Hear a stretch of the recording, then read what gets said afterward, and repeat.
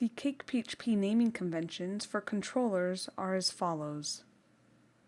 The controller name will be camel case, and it will end with the word controller. And your controller will also be pluralized. Here are a few examples.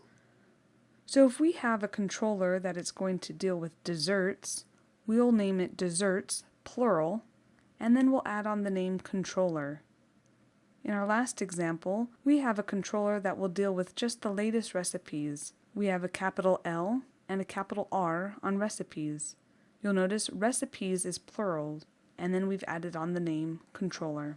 All of the controllers are located in the app/controller folder. Let's create our first controller for our catalog website. I've already opened up NetBeans, and I've opened up the project catalog that we created during our installation of CakePHP.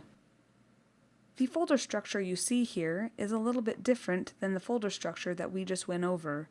That's because NetBeans creates little shortcut folders so we can access our code quicker. If I drill down into the sources folder, you'll notice there's my app folder and there's my controller folder. Any edits that I make in this controller folder will also show up down here in this controller folder. I'm going to go ahead and collapse the source file. And now I'm going to just create a new class.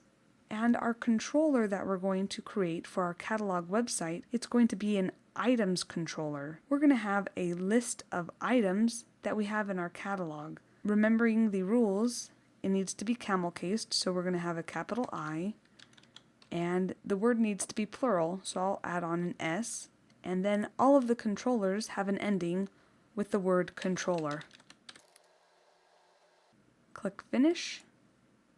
You'll notice that NetBeans already inserted our items controller as our class name, so we don't have to change that. If for some reason your class name is different than the actual file name, go ahead and change that now. We've just created a controller with the CakePHP naming conventions.